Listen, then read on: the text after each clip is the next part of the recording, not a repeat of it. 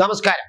പൗരത്വ നിയമം പിൻവലിക്കില്ല, രാജ്യം മുഴുവനും നടപ്പിലാക്കും, കേരളത്തിലും നടപ്പിലാക്കും പറയുന്നത് അമിത്ഷയാണ്. അമിത്ഷാ ഇന്ന് ഡൽഹിയിൽ ഒരു മാധ്യമത്തിന് അഭിമുഖം നൽകിയപ്പോൾ അദ്ദേഹം തറപ്പിച്ചു പറയുന്നു, കേരളത്തിൽ കൃത്യമായിട്ടും പൗരത്വ നിയമം നടപ്പിലാക്കിയിരിക്കും.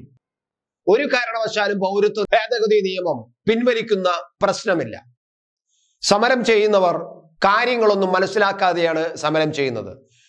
രാഷ്ട്രീയ നേട്ടത്തിന് വേണ്ടിയും വോട്ട് നേട്ടത്തിന് വേണ്ടിയും ചില സമുദായങ്ങളെ തെറ്റിദ്ധരിപ്പിക്കുന്നു എന്നതാണ് ഇതിന്റെ പച്ചയായ പരമാർത്ഥം. അമിത്ഷാ കൃത്യമായിട്ട് പറയുന്നു, അത് കേരളത്തിൽ നടപ്പിലാക്കില്ല എന്ന് പറഞ്ഞ് കേൾക്കുമ്പോൾ തമാശയാണ് തോന്നുന്നത് എന്ന തരത്തിലാണ് അമിത്ഷാ പ്രതികരിച്ചത്. കേരളത്തിൽ മാത്രമല്ല, തമിഴ്നാട്ടിലും പശ്ചിമ ബംഗാളിലും മുഖ്യമന്ത്രിമാർ നടപ്പിലാക്കില്ലെന്ന് പറയുന്നു. അവർക്ക് അങ്ങനെ പറഞ്ഞുകൊണ്ടിരിക്കാനേ കഴിയൂ. പക്ഷേ ഇത് നടപ്പിലാക്കേണ്ടത് കേന്ദ്രത്തിന്റെ ചുമതലയാണ്. പൗരത്വ നിയമം എന്നത് കേന്ദ്രം പ്രഖ്യാപിച്ചതാണ്. കേന്ദ്രമാണ് പൗരത്വം കൊടുക്കണോ വേണ്ടേ തീരുമാനിക്കേണ്ടത്, സംസ്ഥാനങ്ങളല്ല. സംസ്ഥാനങ്ങൾക്ക് ഇതിനകത്ത് യാതൊരു പങ്കുമില്ല. അത് നടപ്പിലാക്കാൻ ചില ജില്ലാ സമിതികൾ ഉണ്ടെങ്കിൽ ആ ജില്ലാ സമിതികൾ ഇവർക്ക് ഉടക്കിടാൻ കഴിയില്ല. ആ തരത്തിലാണ് നമ്മൾ ജില്ലാ സമിതികൾ രൂപീകരിച്ചിരിക്കുന്നത്. അങ്ങനെയാണെങ്കിൽ കേന്ദ്ര ഉദ്യോഗസ്ഥന്മാർക്ക് അത് ചെയ്യാനുള്ള ശേഷിയുണ്ട് എന്നാണ് അദ്ദേഹം പറയുന്നത്. മാത്രമല്ല, അദ്ദേഹം മമതാ ബാനർജിയെ പ്രത്യേകിച്ച് എടുത്തു പറയുകയും ചെയ്തു. പിണറായി വിജയൻ എടുത്തു പറഞ്ഞില്ല എന്നതാണ് ഏറ്റവും പ്രധാനം. കാരണം അത്രയ്ക്ക് വില മാത്രമേ BJP അമിത്ഷാ പിണറായിയെ കാണുന്നുള്ളൂ. പക്ഷേ മമതയെ അങ്ങനെയല്ല. കാരണം ഈ പശ്ചിമ ബംഗാളിലെ ഏറ്റവും പ്രധാനപ്പെട്ട വിഷയം തന്നെയാണ് പൗരത്വ നിയമം. അവിടെ ഈ അഭയാർത്ഥികളായി ഉള്ളവരെക്കാൾ അധികം കുടിയേറിയവരാണ് അവിടെ ഉള്ളത്. അനധികൃതമായി ബംഗ്ലാദേശിൽ നിന്നും പാകിസ്ഥാനിൽ നിന്നും കുടിയേറിയവരാണ് കൂടുതലും പശ്ചിമ ബംഗാളിൽ നിറഞ്ഞു കിടക്കുന്നത്. അവരെ വെച്ചിട്ടാണ് മമത കുറച്ചു കാലം CPM-ഉം ഇപ്പോൾ മമതയും രാഷ്ട്രീയ കളി കളിച്ചുകൊണ്ടിരിക്കുന്നത്.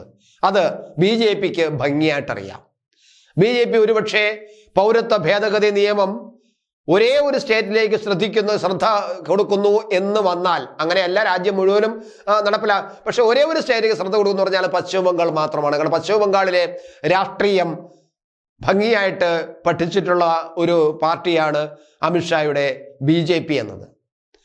മമതയുടെ ദേശീയ വിരുദ്ധ പ്രവർത്തനമാണ് മമത കാണിക്കുന്നതെന്നും ഇത് ഈ ദേശദ്രോഹികളെ സഹായിക്കാൻ വേണ്ടിയിട്ടാണ് പൗരത്വ നിയമത്തിനെതിരെ നിൽക്കുന്നതെന്നും കുടിയേറ്റം നടത്തിയവരെ, അനധികൃതമായി കുടിയേറിയവരെ, അത് നുഴഞ്ഞു കയറിയവരെ, അദ്ദേഹം പറയുന്നത് അങ്ങനെയാണ്, അനധികൃതമായി നുഴഞ്ഞു കയറിയവരെ സംരക്ഷിക്കാനാണ് മമതാ ബാനർജി ശ്രമിക്കുന്നതെന്നും ഈ അമിത്ഷാ പറയുന്നുണ്ട്.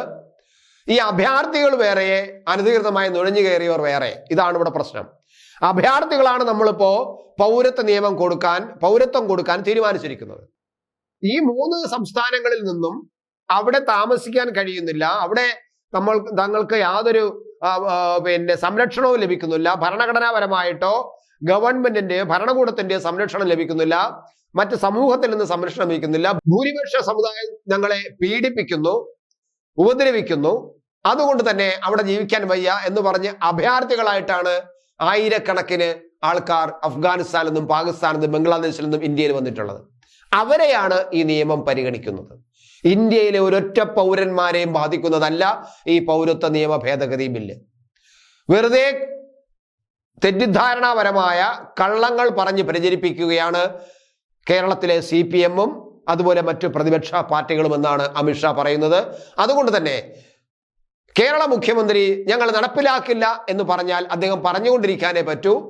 കൃത്യമായിട്ടും കേരളത്തിലും പൗരത്വ നിയമ ഭേദഗതി ബില്ല് നടപ്പിലാക്കിയിരിക്കും.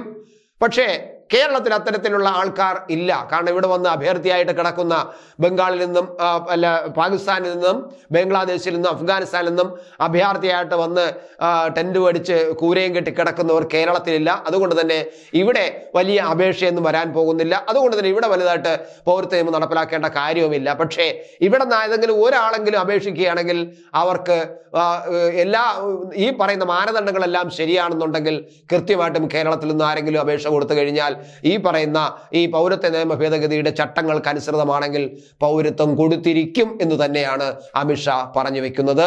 ഇവിടെ മുഖ്യമന്ത്രിയുടെ ഈ വാക്ക് ഞങ്ങൾ നടപ്പിലാക്കില്ല കേട്ടോ എന്ന വാക്ക് അപ്രസക്തമാകുന്നതാണ് നമ്മൾ കാണുന്നത്.